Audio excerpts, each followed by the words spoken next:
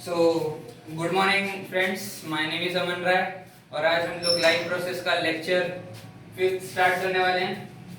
तो आज हम लोग न्यूट्रिशन टॉपिक पे डिस्कशन करेंगे। तो सबसे पहले हम लोग बात करें न्यूट्रिशन होता क्या है। तो कल के लेक्चर में मैंने आपको बताया था कि न्यूट्रिशन क्यों ज़रूरी है, क्योंकि स्मूथ फंक्शनिंग के लिए हमें एनर्जी रिक्वायरमेंट की ज़रूरत है और एनर्जी रिक्वायरमेंट को फुलफिल करने के लिए हमें रॉ मटेरियल की ज़रूरत है।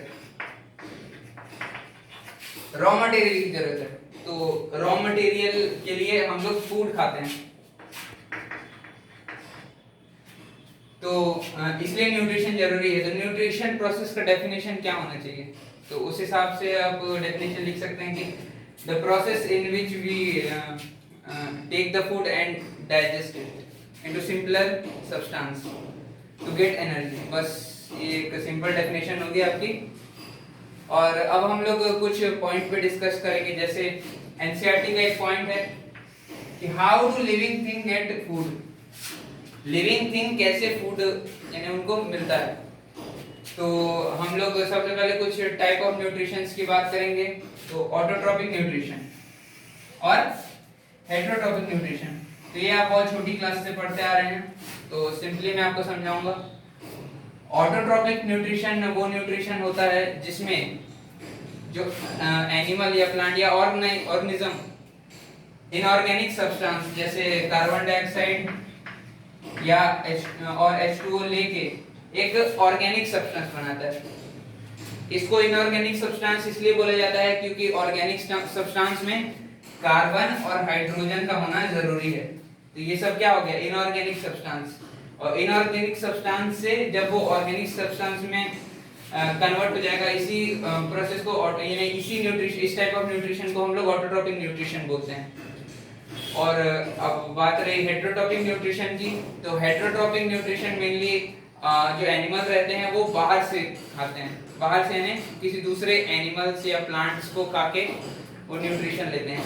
तो वो जब खाते हैं उसको, तो वो जो सब्सटेंस खाते हैं वो कॉम्प्लेक्स मॉलिक्यूल रहता है, कॉम्प्लेक्स ऑर्गेनिक सब्सटेंस, कॉम्प्लेक्स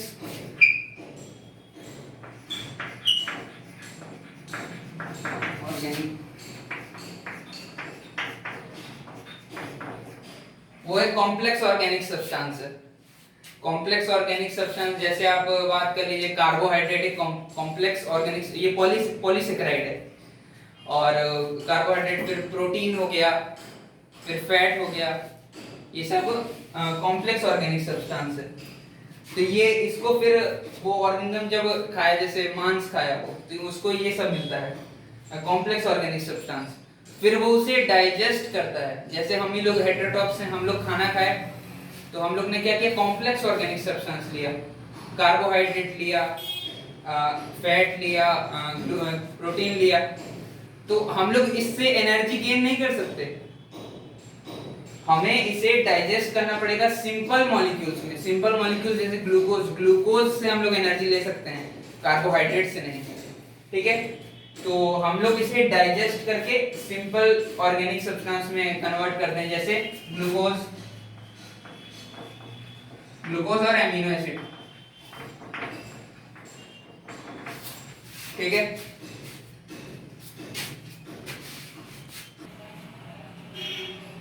तो अब हम लोग ऑटोट्रॉपिक न्यूट्रिशन के बारे में पढ़ने वाले हैं। तो मैंने आपको जैसे थोड़ी देर पहले एक्सप्लेन किया था ऑटोट्रॉपिक न्यूट्रिशन क्या होता है, कि इनऑर्गेनिक सब्सटेंस लेके उसे ऑर्गेनिक सब्सटेंस में कन्वर्ट करना।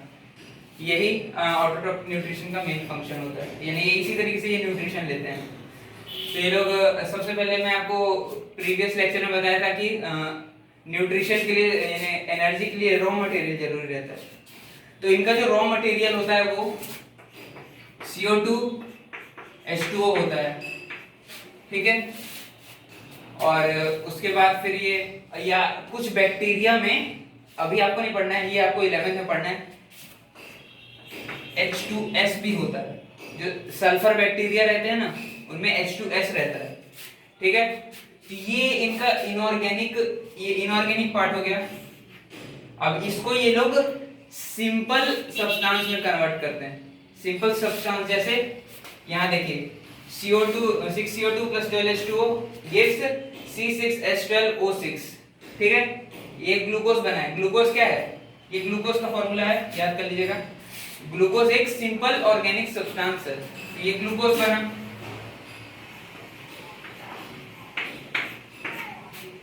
तो अब ग्लूकोज बन गई, ये सिंपल ऑर्गेनिक सब्सटेंस है। तो अगर प्लांट को, जैसे प्लांट ज्यादातर इसके एग्जांपल जो है इसके वो प्लांट्स होते हैं और बैक्टीरिया होते हैं।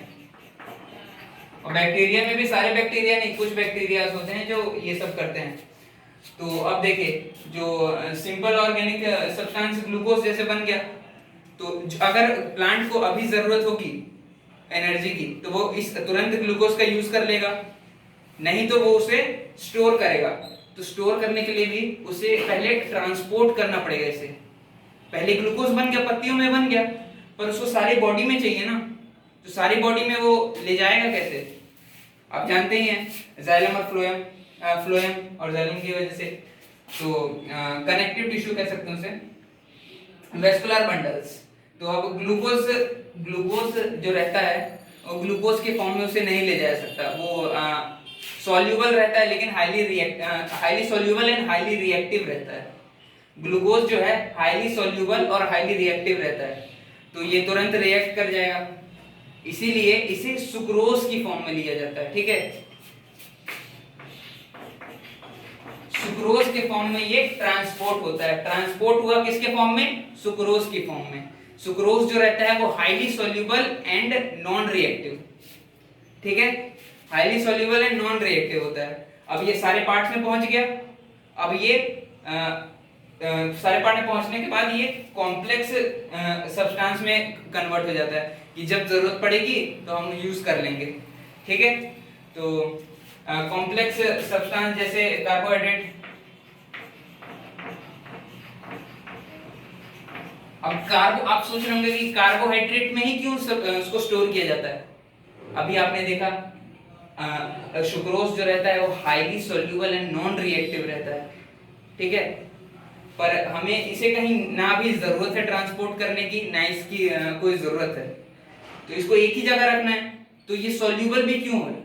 इसको non soluble and non reactive. जो ग्लूकोज होता है वो सॉल्युबल एंड रिएक्टिव, ये जो रहता है वो नॉन रिएक्टिव एंड सॉल्युबल। और जो कॉम्प्लेक्स ऑर्गेनिक सब्सटेंस रहता है वो नॉन सॉल्युबल नॉन रिएक्टिव। ये है, समझ में आया आपको? और ये जो प्रोसेस है वो प्लांट के द्वारा की जाती है। तो चलिए अब नेक्स्ट स्लाइड में